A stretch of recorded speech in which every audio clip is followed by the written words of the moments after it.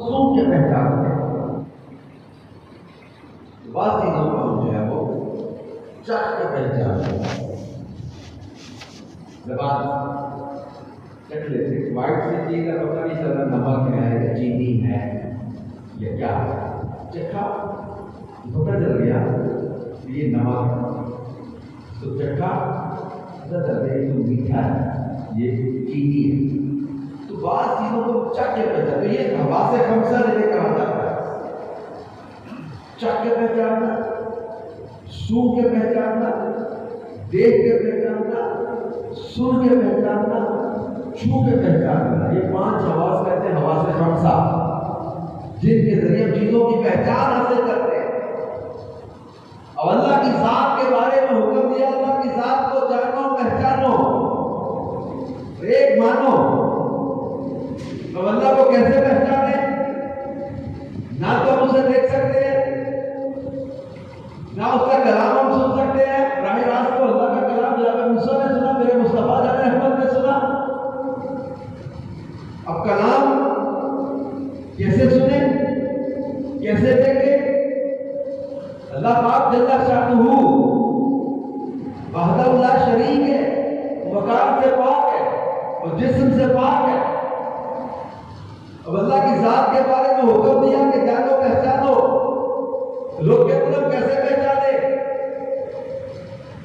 اللہ رب العزت نے انسانی عقل کا جو سوال کہ ہم اللہ کو کیسے جانے پہچانے، وہ لوگ کہتے ہیں یا تو پتھر کا بناتے سادہ پوجا کر لیتے ہیں، مٹی کا بناتے پوجا کر لیتے ہیں، آگ جلاتے پوجا کر لیتے ہیں، سورج کو سامنے دیکھ کے سجدہ کر لیتے ہیں، لکڑی کا بناتے ہیں پوجا کر لیتے ہیں۔ کچھ صورت لاؤ سامنے جسے دیکھیں، جسے پہچانیں، جسے ہمیں اندازہ ہو کہ وہ عبادت کے لائق ہے۔ ہمارے سامنے کوئی تصور، کوئی انداز ہی نہیں ہے، کوئی پتہ ہی نہیں ہے وہ کیسا ہے۔ انسانی عقل سوال مانگے، پہچان مانگے کہ ہمارے سامنے پتھر کا پوجا کر رہے ہیں، لکڑی کا تراش کے پوجا کر رہے ہیں، مٹی کا بنا کے پوجا کر رہے ہیں، آگ جلاتے ہیں سامنے روشن اس کو پوجا کر رہے ہیں۔ اللہ ہے تو لاؤ نہ جاتے دیکھیں اسے پہچانے مانے۔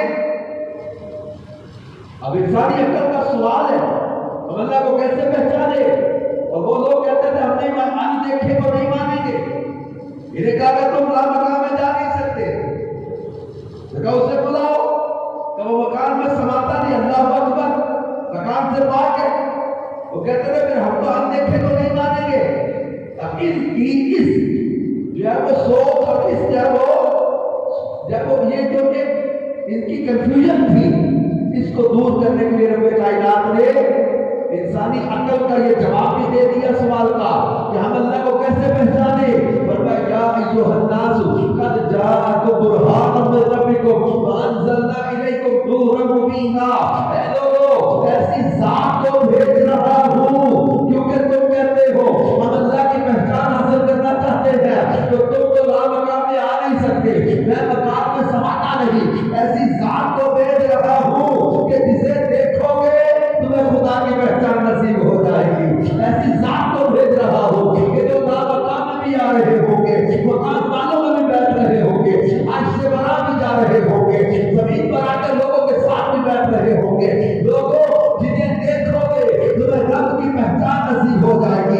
ان کی صورت بے مثل، ان کی سیرت بے مثل، ان کا کردار بے داغ، ان کی ذات بے عیب۔ اللہ نے ہر عیب سے پاک، ہر خامی سے پاک، ہر طرح کی جو ہے برائی سے پاک، ہر طرح کی بری خصلت سے پاک، اچھے اخلاق، اچھا کردار، اعلیٰ ذات، بے عیب ذات بنا کر اپنے محبوب کو بھیجا کہ لوگوں میرے محبوب کو دیکھ لو، تمہیں اللہ کی پہچان نصیب ہو جائے گی۔ سر سے لے کر پاؤں تک تنویر ہی تنویر ہے، گفتگو سرکار کی، قرآن کی تفسیر ہے۔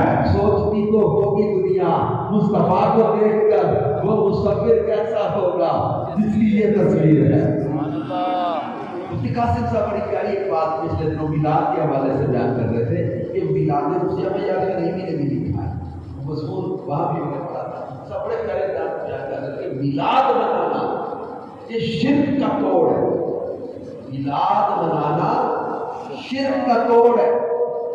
انسانی عقل سے شرک کو جڑ، جس شرک کی جڑ کو بھی اکھاڑ کے پھینک دیتا ہے. میلاد منانا ضروری ہے تاکہ لوگ شرک سے بچیں. کیوں؟ بھی لکھتے ہیں کافروں نے حضرت عزیر کا ایک معجزہ دیکھا، ان کو خدا کا بیٹا مان لیا. حضرت عیسیٰ کے 2-4 معجزے دیکھے، انہیں خدا اور خدا کا بیٹا مان لیا. اور ہم ساری زندگی رسول پاک صلی اللہ علیہ وسلم کے معجزات بیان کر رہے ہیں. ایک معجزہ دیکھا جناب عزیر کا، 100 سال سوئے گئے، زندہ ہو گئے، دبل گئے تو خدا ہے اور خدا ہے. جناب ابراہیم کا مناظرہ ہوا تھا نمرود کے ساتھ. نمرود نے کہا میں رب ہوں. اب ابراہیم نے کہا تو رب نہیں ہے. لَبَرَّ الَّذِي حَاجَّ إِبْرَاهِيمَ فِي رَبِّهِ أَنْ آتَاهُ اللَّهُ الْمُلْكَ. تم نے نہیں دیکھا جو ابراہیم سے رب کے معاملے میں جھگڑا کر رہا تھا؟ تو ابراہیم علیہ السلام نے فرمایا کہ میرا رب وہ ہے جو زندہ کرتا اور مارتا ہے. ربی الذی یحیی و یمیت، اللہ میرا وہ ہے جو زندہ بھی کرتا ہے مارتا بھی ہے. نمرود نے کہا یہ تو میں بھی کرتا ہوں. اس نے اس دلیل کا اپنے طور پہ رد کیا ذوم فاصل میں. اس نے کہا میں بھی زندگی دیتا ہوں مارتا ہوں. ایک بندہ تھا سزائے موت کا قیدی، کیسے چھوڑ دو اس کو، میں نے زندگی دے دی. ایک بندہ بے قصور کھڑا تھا، اس کا بلاؤ اس کو پھانسی پہ لٹکا دو. کہ میں نے اسے موت دے دی، اسے زندگی دے دی. میں بھی زندگی اور موت دیتا ہوں، میں رب ہوں. جب ابراہیم چاہتے تو اس کی دلیل کی دھچیاں اڑا دیتے، مگر جب ابراہیم نے وہ بات کر دی کہ جس پر فبہت الذی کفر ہو گیا، کافر مبہوت. جناب ابراہیم نے فرمایا میرا رب وہ ہے جو سورج کو مشرق سے نکالتا ہے، تو رب ہے تو مغرب سے نکال. سبحان اللہ. اللہ فرماتا فبہت الذی کفر. اب نمرود مبہوت ہو گیا، ہار گیا. جناب ابراہیم کی دلیل موجود ہے کہ رب وہ ہے جو مشرق سے نکالتا ہے. اگر کوئی اور خدا ہے تو مغرب سے نکال کے دکھائے. تو مقام صحابہ میں مولا علی شیر خدا کی نماز عصر کے لیے مصطفیٰ کریم صلی اللہ علیہ وآلہ وسلم نے ڈوبے سورج کو پلٹایا. تو کہیں میرے مصطفیٰ کا یہ کمال دیکھ کر کوئی حضور کو خدا نہ سمجھ بیٹھے. اس لیے کہا کہ جشن میلاد ضروری ہے منانا تاکہ بچے بچے کے ذہن میں یہ نقش ہو جائے اللہ وہ ہے جو لم یلد ولم یولد کی شان کا مالک ہے. نہ وہ جنا، نہ کسی سے جنا گیا، نہ اس نے کسی کو جنا. اللہ وہ ہے جو پیدا ہونے سے پاک ہے. میلاد مناؤ تاکہ ذہن میں کبھی شرک کا خیال بھی نہ آ سکے، کہ بچے بچے کو پتہ چل جائے کہ حضور وہ ہے جو حضرت آمینہ کے گھر میں پیدا ہوئے ہیں، جو پیدا ہوئے ہیں وہ مصطفیٰ ہے، اور جو پیدا ہونے سے پاک ہے وہ ہمارا خدا ہے. سبحان اللہ. تو میلاد منانا توحید کو مضبوط کرتا ہے. میلاد منانا شرک کا خاتمہ کرتا ہے. ایک تو بہت سے دیکھے لوگوں نے انبیاء کو خدا یا خدا کا بیٹا سمجھ لیا. مصطفیٰ کریم صلی اللہ علیہ وسلم کو تو اللہ نے صراط المعجزہ بنایا. میں نے عرض کیا جناب آدم کو علم آدم الاسماء، ایک معجزہ دیا جناب آدم کو، ناموں کا علم عطا کر دیا. حضرت نوح کو کشتی کا معجزہ دیا.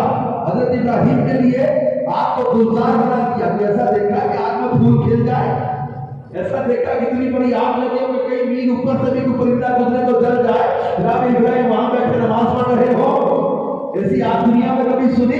جناب ابراہیم کے لیے آگ کو گلزار بنا دیا. جناب اسماعیل کے لیے پتھر کاٹنے والی چھری کے نیچے ان کی گردن کو محفوظ رکھا. جناب صالح کے لیے اللہ نے پہاڑ سے اونٹنی نکالی، اونٹنی نے بچے کو جنم دیا، اونٹنی کا معجزہ عطا کر دیا. حضرت داؤد کے ہاتھ میں لوہے کو موم کی طرح نرم کر دیا. حضرت یوسف کو حسن اور خوابوں کی تعبیر کا معجزہ عطا کر دیا. حضرت موسیٰ کو ید بیضا اور عصا کا معجزہ عطا کر دیا. حضرت عیسیٰ کو اندھوں کو پیارا کرنے، کوڑ کے मरीजों को शिफा देने, मुर्दों को जिंदा करने और मिट्टी का परिंदा बना के उसमें फूंक मार के जान पैदा कर देने का मौजज़ा अता किया। और हजरत ईसा को ये भी मौजज़ा दिया कि जो तुम खा के आते हो, जो रख के आते हो, मैं वो भी जानता हूँ। लेकिन कभी मौजज़ा अता किया जनाब ईसा को 4-5 मौजज़े, हजरत मूसा को 2-4 मौजज़े, हजरत सालेह को मौजज़ा, हजरत यूसुफ को मौजज़ा, किसी नबी को 1 मौजज़ा दिया, किसी को 2 मौजज़े दिए, किसी को 3 मौजज़े दिए, किसी को 4 मौजज़े दिए। लेकिन वही बात है मेरे मुस्तफा जाने रहमत की जब बारी आई तो 1 मौजज़ा नहीं, 2 मौजज़े नहीं, 3 मौजज़े नहीं, 4 मौजज़े नहीं, फरमाया या अय्युहन नास कद जाअकुम बुरहानुम मिन रब्बिकुम, ऐ लोगों तुम्हारे रब की तरफ से बुरहान यानी सरापा मौजज़ा आ गए और नबी मौजज़े लेकर आए। हमारे नबी को रब ने मौजज़ा बना के भेज दिया, इनको सरापा मौजज़ा बनाया। सर मौजज़ा, बाल मौजज़ा, पेशानी मौजज़ा, आंखें मौजज़ा, नजर मौजज़ा, ज़बान मौजज़ा, लब मौजज़ा, लुआब मौजज़ा, रुखसार मौजज़ा, रीश मौजज़ा, गर्दन मौजज़ा, हाथ मौजज़ा, कदम मौजज़ा, उंगलियां मौजज़ा, नाखून मौजज़ा, सीना मौजज़ा, इनका पसीना मौजज़ा, इनके कदमों की बरकत से इनका शहर मदीना मौजज़ा है। कोई रुए जमीन का शहर जिसकी मिट्टी कोड़ का मरीज मले और शिफा पा जाए, ये मदीना है जिसकी मिट्टी में भी अल्लाह ने शिफा रखी है। मदीना तैयबा है, मदीना तौबा है। मदीनतुल मुनव्वरा को रब्बे कायनात ने बीमारों के लिए शिफा बनाया। रसूल पाक सल्लल्लाहु अलैहि वसल्लम के दुआए दहन को अल्लाह रब्बुल इज्जत ने वो कमाल अता किया। मेरे आका करीम सल्लल्लाहु अलैहि वसल्लम का दुआए दहन किसी की दुखती आंखों में लगे तो शिफा मिल जाए। हजरत हबीब के वालिद नाबीना हो गए थे, रसूल पाक सल्लल्लाहु अलैहि वसल्लम ने अपना दुआए दहन लगाया, इनकी आंखों में नूर अता कर दिया। हजरत कतादा की निकली हुई आंख दुआए दहन लगा के जोड़ दी। बदर के मैदान में एक सहाबी का बाजू कट गया, दुआए दहन लगाया, कटे बाजू को शिफायाब कर दिया। बदरी के मैदान में एक सहाबी की आंख फूट गई, दुआए दहन लगाया, शिफायाब कर दिया। हजरत अब्दुल्ला बिन अतीक की पिंडली टूट गई, हाथ रखा, शिफायाब कर दिया। हजरत मोहम्मद बिन हातिब के हाथ पर जलती हंडिया गिर गई, हाथ जल गया, जले हाथ पर दुआए दहन लगाया, जलने का निशान तक खत्म कर दिया।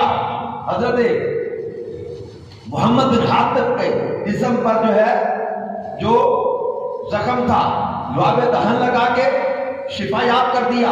हजरत कुतबा के आंवलेदार जिस्म पर दुआए दहन लगा के ऐसी शिफा दी कि हजरत कुतबा किसी भी महफिल में, जुम्मा में या किसी इज्तिमा में जाते सबसे ज्यादा खुशबू इनकी आती थी। पूछा गया कहाँ से इतना महंगा इत्र मंगवाते हो? तो मैं तो सादा तेल लगाता हूँ, इत्र को लगाता ही नहीं, ऐसे तुम्हारे बदन से इतनी खुशबू आती है। तो हजरत उतबा ने बताया कि मेरे जिस्म पर आंवले निकल आए थे, बीमारी थी, रसूल पाक सल्लल्लाहु अलैहि वसल्लम ने अपना दुआए दहन लगाया था, शिफा भी दे दी और पूरी जिंदगी हजरत उतबा के जिस्म से खुशबू आती रही।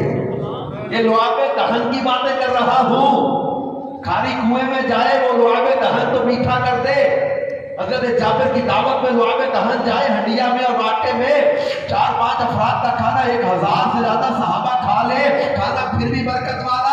तो जिस नबी के दुआए दहन में अल्लाह ने इतनी बरकतें रखी हैं, अब खुद सोचे उनके पूरे बदन में कितनी बरकतें होंगी। आला फरमाते हैं कि सबसे औला आला हमारा नबी, सबसे वाला आला हमारा नबी, अपने मौला का प्यारा हमारा नबी, दोनों आलम का दूल्हा, मुल्के कौनैन में अंबिया ताजदार और ताजदारों का आका। क्या खबर कितने तारे खिले, छुप गए पर न डूबे न डूबा।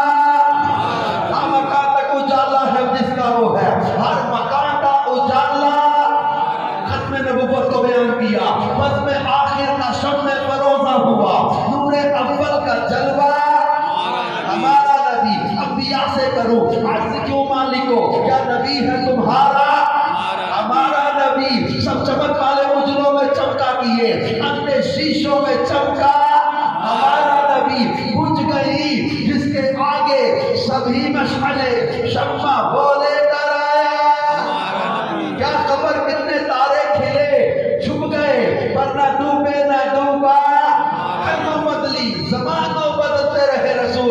شکل تو بدلی رسولوں کی ہوتی رہی، وہ چاند بدلی کر نکلا ہمارا نبی۔ اور فرماتے کہ خلق سے اولیاء افضل کون ہے؟ خلق سے اولیاء، اولیاء سے رسول، اور رسولوں سے اعلیٰ۔